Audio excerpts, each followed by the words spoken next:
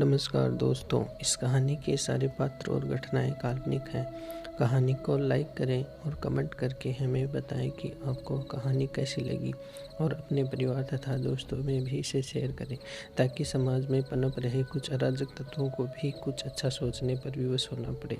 क्या पता हम सबके इस एक छोटे से कदम से किसी एक की सोच बदल जाए और हमारी किसी एक बहन का जीवन शायद हम बचा पाए। इसी उम्मीद और आशा की किरण के साथ आइए कहानी की शुरुआत करते हैं। आपका भरत सिंह विदेव। सुबह के 7 बज रहे हैं। मैं अभी चाय की चुस्कियों का आनंद लेते लेते अखबार के पन्ने पलट रहा था। सुबह की चाय का असली स्वाद तो अखबार के साथ ही महसूस होता है, चाहे ज़माना कितना भी आधुनिक क्यों ना हो जाए।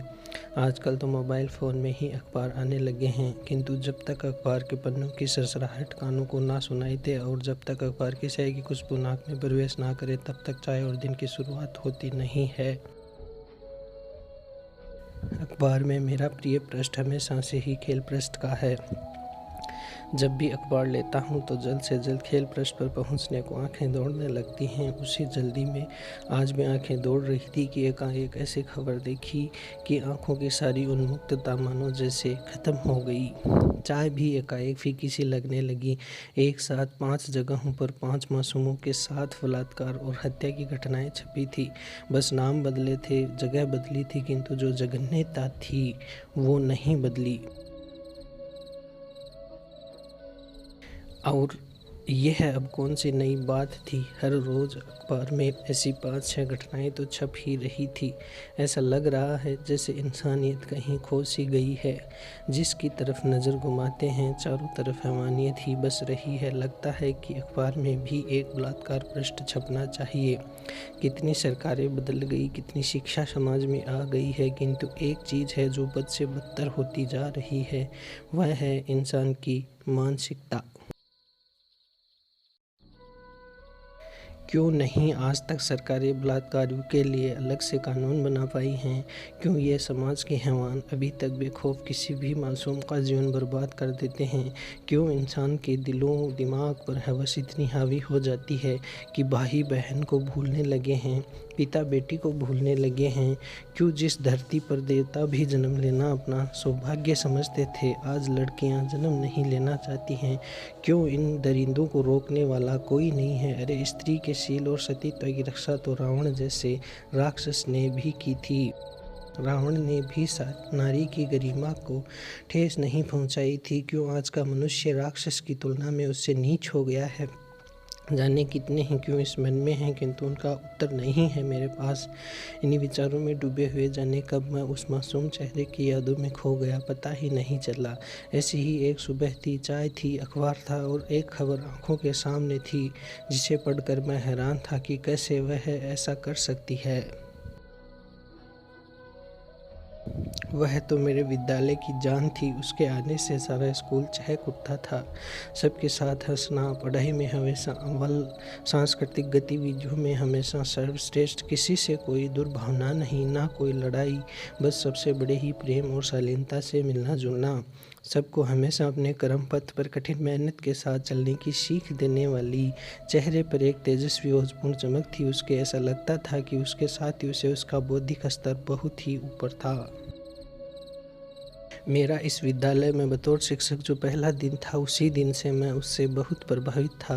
कितने ही विद्यार्थियों को आज तक मैंने पढ़ाया था, कितने ही शिक्षकों के साथ मैं मेरे जीवन के 45 बसंत पार कर चुका था, और वह तो अभी 10वीं कक्षा की विद्यार्थी थी, परंतु उसके जितना प्रभावित मुझे किसी ने भी नहीं किया था। और उम्र की आज इस पड़ाव में 80 वर्ष भी जब मेरी बिटिया, मेरी सबसे होनहार विद्यार्थी भव्या याद आती है तो मन महसूस कर रह जाता हूँ। खुद को कोसता हूँ कि क्यों मैं उसे बचा नहीं पाया। इस संसार से कितना बड़ा हीरा एक जुगनू अपनी सारी आशाएं, ख्वाहिशें, अपनी सारी रोशनी अपने अंदर सिमेट कर बिना बताए चला गया। उस वक्त मेरी बेटी सांची भी उसी की उम्र की थी। मेरे साथ मैं उसे भी विद्यालय ले जाता था। सांची और भव्या अच्छे दोस्त बन गए थे। सांची से भी उसकी बहुत सारी बातों का पता चला। उसके पापा किसान थे, माँ भी खेती में हाथ बटाती थी। उसकी बातों और व्यवहार की शालीनता देखकर मन में यही बात आती कि ऐसी बिटिया तो एक किसान के घर ही जन्म लेनी चाहिए, जो अपने अथक परिश्रम से सारे जग की दरिद्रता दूर करता है। उसे उसके कर्म फल में ऐसी बिटिया मिलनी चाहिए। और मैं वह किस्सा कैसे भूल सकता हूँ। 10वीं बोर्ड का परिणाम जिस दिन आया था, सांची को 70% अंक मिले थे और भव्या को 91% अंक। उस दिन सांची बहुत उदास दिख रही थी। परिणाम आने के कुछ देर बाद सांची ने भव्या को टेलीफोन पर कॉल किया तो मैंने पहली बार इन दोनों को छुपकर इनकी बातें सुनी। सांची बस रोए जा रही थी और बोल रही थी कि मेरा मन ही नहीं है आगे पढ़ने का, जी करता है कि अपने आप को ख़त्म कर दूं। तो भव्या बोली, क्यों, तेरा जीवन तेरी अकेली का ही है क्या? सोच तेरे परिवार का क्या होगा, जो तेरे लिए जीते हैं। इतने सारे सपने जिन्होंने तेरे लिए ले रखे हैं, तेरे खुद के कितने सारे सपने हैं, भूल गई क्या? हम दोनों ने तो कलेक्टर बनकर समाज को सुधारने की कसम खाई थी, उसका क्या? देख सांची, मरना बहुत आसान है, 1 मिनट लगता है मरने में। हिम्मत है तो 100 साल जीकर दिखाओ। हर कोई असफल होता है, किंतु उसका यह मतलब नहीं है कि असफलता के चलते अपना जीवन ही खत्म कर लो। हिम्मत है तो इस जीवन की कठिनाइयों से लड़ो, पल पल जीतो, पल पल हारो, किंतु जीवन जीवो तो सही। जब हमारा इस संसार में आना हमारे हाथ में नहीं है, तो यहाँ से जाने का भी हमें कोई अधिकार नहीं है। भगवान ने हमें भेजा है तो कुछ सोच रखा होगा न हमारे लिए, किंतु उसे पाने के लिए कर्म पथ पर हर कठिनाइयों से लड़ते हुए चलना तो हमें ही है। चल अब मन छोटा ना कर, मैं आ रही हूँ तेरे पास। क्या हुआ, 70% आए हैं तो? क्या एक परीक्षा से तेरे अंदर की खूबियाँ पता चल गई? क्या मेरे 90% आने से मैं परिपूर्ण हो गई? ये परीक्षा बस हमारी स्मरण शक्ति की थी। हमें कितना याद रहता है और कितना उसे हम हमारे शब्दों से दूसरों को समझा सकते हैं, इससे ये कभी सिद्ध नहीं होता कि हम किसी लायक हैं या नहीं। तो बहन, बुद्धिमान बनो और असफलता से सीखना सीखो। सफलता से सीखा हुआ जल्दी भूलते हैं, किंतु असफलता से सीखा जीवन भर याद रहता है। कुछ देर दोनों शांत रहते हैं और फिर भव्या बोलती है, मैं आ रही हूँ अभी। गुरुजी को तेरी इस सोच का पता न लगने पाए, नहीं तो वो टूट जाएंगे। सब सही है और आगे भी अच्छा ही होगा। ठीक है सांची, ठीक है, नहीं पता चलेगा। धन्यवाद बहन, आजा अब तेरे 90% का जश्न मनाएंगे। भव्या, मैं तो मेरी बहन के 70% का जश्न मनाने आ रही हूँ, तुझे मनाना है कि नहीं? सांची हंसते हुए, ठीक है आजा, यह कहकर फ़ोन बंद कर देती है। मेरी आंखों में आंसुओं का सैलाब था कि आज भगवान ने भव्या के रूप में आकर मेरे प्राणों की रक्षा की है। इसका यह कर्ज कैसे चुका पाऊंगा? मेरी बेटी अभी कितने दुख में थी, कैसे 5 मिनट में उसे खुश कर दिया था। ऐसी थी मेरी सबसे प्यारी बिटिया भव्या। कैसे अपनी सफलता की खुशी ना मनाकर मेरी बेटी की असफलता को भी उसने सफल बना दिया था। जब वो घर आई तो मेरा मन किया कि उसके पैरों में गिरकर उसे प्रणाम करूं, उसका शुक्रिया करूं, किंतु ऐसा करता तो उसका इतना बड़ा उपहार महज एक एहसान बनकर रह जाता। मेरे चुप रहने से ही उसके इस उपहार का सम्मान बना रह सकता था। आज तक भी मैंने मेरी बिटिया को यह नहीं बताया।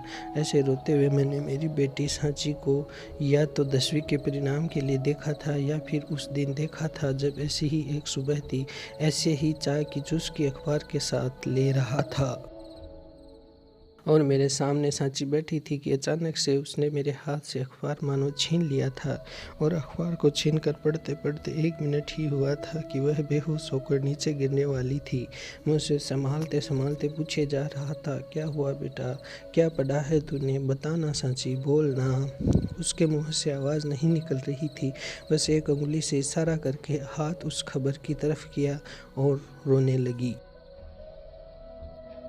मैंने अखबार देखा और खबर पढ़ी जिसका शीर्षक था 11वीं की बालिका भव्या ने की खुदकुशी। ये खबर पढ़कर पता नहीं मैं किस दुनिया में चला गया था। मुझे आगे पढ़ा नहीं जा रहा था। मैं देख अखबार रहा था और मुझे दिख भव्या रही थी। उसकी वो सारी बातें मानो जैसे मेरे कानों में गूंज रही थी। लगभग 10 मिनट बाद मैं जागा तो पहले सांची को संभाला, फिर भागकर भव्या के घर पहुंचा, जहां का माहौल देखकर मन किया, हे भगवान, आज नियति ने ये कैसा मंजर मुझको दिखाया है। जिस लड़की के लिए मेरे जैसा एक अजनबी इतना रो सकता है, जो उसे केवल 2 साल से जानता था, उसकी ये हालत है, तो उन पर क्या बीत रही होगी जिन्होंने उसे इतना बड़ा किया था, जिन्होंने इतनी प्यारी सोच और समझ को उसमें भरा था। आज उन पर जो बीत रही थी उसकी कल्पना भी मेरे बस की बात नहीं थी। मैंने भव्या के पापा को गले लगाया, उनके साथ रोने का मन तो बहुत किया, किंतु अभी उन्हें संभालना मेरा धर्म था। मैं उन्हें संभालते हुए पूछ रहा था, ये सब कैसे हुआ भाई साहब? वह बोले कि हमें तो कुछ पता ही नहीं है गुरुजी। बस कल शाम जब खेत से वापस आए तो वो पंखे से लटकती ही गला भर आया उनका। मेरे भी पैरों तले से आज मानो किसी ने ज़मीन खिसका दी थी। मैं भी वहीं आंगन में बैठ गया। तभी गांव का एक लड़का भागते हुए आया, मुझे देखकर बोला, गुरुजी ज़रा टेलीविज़न पर समाचार लगाइए, भव्या दीदी के बारे में कुछ खबर आ रही है। हम सब भागकर टीवी के पास पहुँचे, उस पर समाचार लगाए। एंकर बोल रही थी कि जिला कलेक्टर सर कुछ ज़रूरी बात करेंगे पत्रकारों के साथ भव्या के बारे में। हम सब चौंक गए। तभी कलेक्टर की प्रेस कॉन्फ्रेंस टीवी पर शुरू हुई। कलेक्टर बोले, सबको मेरा नमस्कार। मैं आज मेरी एक बेटी की आग्रह पर यहाँ टीवी पर आप लोगों के सामने आया हूँ। कल भव्या नाम की मेरी बेटी ने आत्महत्या की, किंतु उसका जब पोस्टमार्टम किया गया तो उसकी मुट्ठी में एक पत्र था मेरे नाम, जो मैं आप सबको सुनाना चाहता हूँ। भव्या, डियर कलेक्टर सर, मैं मेरे सारे सपने, मेरी सारी ज़िंदगी जो कि मेरे हाथों की लकीरों में लिखी थी, मैं भी आप ही की तरह कलेक्टर बनना चाहती थी और इस समाज के लिए बहुत कुछ करना चाहती थी, किंतु शायद इस जन्म में मेरी विधि को कुछ और ही चाहिए मेरे से, तो मैं मेरे सारे सपने इस मुट्ठी में ही लेकर जा रही हूँ। सर, जब तक आप यह पत्र पढ़ रहे होंगे मैं इस दुनिया से चली जाऊंगी, किंतु मेरी अंतिम इच्छा है कि आप इसे टीवी पर सबके सामने पढ़ें। सर, आप मेरे पिता तुल्य हैं। जो बात मैं अपने माता पिता को जिंदा रहते ना बता पाई, मैं चाहती हूँ कि आपके माध्यम से सबको पता चले। मुझे पता है आप अपनी बेटी की इस अनुनय विनय को ज़रूर स्वीकार करेंगे।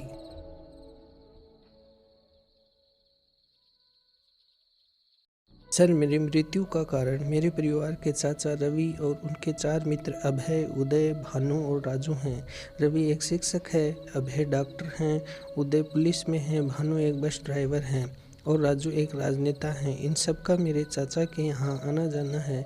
सब मिलकर पिछले 15 दिन से मेरा बलात्कार कर रहे हैं और किसी को बताने पर जान से मारने की धमकी दे रहे हैं। सर, मेरे पापा एक मामूली किसान हैं और ये सब बहुत पैसे वाले हैं। इन्हें कौन समझाए कि मुझे मौत का क्या डर है। मैं तो उसी वक्त मर गई थी जब मेरे चाचा ने मेरे साथ ये कुकृत्य किया। बस मेरे पापा की इज्जत के लिए चुप थी, किंतु सर फिर सोचा, पता नहीं, जैसे मैं चुप हूँ ऐसे ही और भी कितनी सारी लड़कियाँ इनके ही परिवार में चुप होंगी। इसलिए सर, मैं यह कदम उठा रही हूँ ताकि इन दरिंदों को आप इनके किए की सज़ा दिला सकें और मेरी बाकी बहनें इन शैतानों की पकड़ से बाहर निकलें। सर, इसी उम्मीद को मेरे दिल में दबा कर कि आप इन्हें सज़ा दिलाएंगे, मैं इस संसार को अलविदा कह रही हूँ, किंतु मैं ज़रूर वापस आऊँगी। फिर एक फूल की तरह खुशबू बिखेरूँगी, फिर इस हवा में खुशियाँ फैलाऊँगी, फिर एक जुगनू की तरह अंधकार में भी चमकूँगी। चाहे मुझे ये हवान फिर से नोचें, मैं हार नहीं मानूंगी। फिर आकाश का तारा बनूंगी, फिर गाऊंगी, फिर सपने सजाऊंगी, फिर इस हवा संग बहूंगी, फिर चहकूंगी, मैं हार नहीं मानूंगी। एक दिन तो वह सूरज आएगा जो इस जग से हवस के हैवान रूपी अंधकार को भगाएगा। एक दिन तो मैं भी खुल करके खिलखिलाऊंगी, मैं फिर आऊंगी, मैं हार नहीं मानूंगी। ना रोऊंगी, ना ही आज मरूंगी, ना ही मैं कल मरूंगी। मैं हर कली में जीऊंगी, मैं हर आँख के आंसू में आज बहूंगी, मैं आज हर सांस की हवा में खो जाऊंगी। बस सर, अब वक्त आ गया एक नई आस के साथ चलने का। अलविदा, आपकी भव्या। अंतिम शब्द पढ़ते हुए कलेक्टर सर की आंखें नम थी और मेरे पास खड़ा हर व्यक्ति, महिला, बुजुर्ग, बच्चा सब रो रहे थे। उस दिन ये सारा देश रोया था, मैं रोया था, हर पेड़ पत्ता, जीव जंतु, हर कण कण रोया था। उन 5 हैवानों को उनके किए की सज़ा भी मिली, किंतु बदला फिर भी कुछ नहीं। रोज़ रोज़ ये खबरें जब पढ़ता हूँ तो हर बार भव्या के पत्र की आखिरी पंक्तियाँ याद आ जाती हैं। फिर सोचता हूँ, क्या वह सूरज भी कभी आएगा जब इस पृथ्वी पर स्त्री को पूर्ण सम्मान मिल पाएगा? क्या मैं वह दिन, वह पल जी पाऊंगा? क्या मैं उस सूरज की सुबह की चाय की चुस्की के साथ बिना किसी बलात्कार की घटना के साफ सुथरा अखबार पढ़ पाऊंगा? क्या वो दिन आएगा? क्या भव्या कभी बेखौफ से सम्मान उन्मुक्त गगन के तले दिल खोलकर जी पाएगी? क्या वो दिन आएगा? क्या वो दिन आएगा? क्या वो दिन आएगा? धन्यवाद मेरे प्रिय पाठकों, यहाँ तक यदि आप पहुँचे हैं तो इसका मतलब है आपको कहानी अच्छी लगी है। चैनल को सब्सक्राइब ज़रूर करें ताकि ऐसी ही और कहानियाँ लिखने की प्रेरणा मुझे मिलती रहे।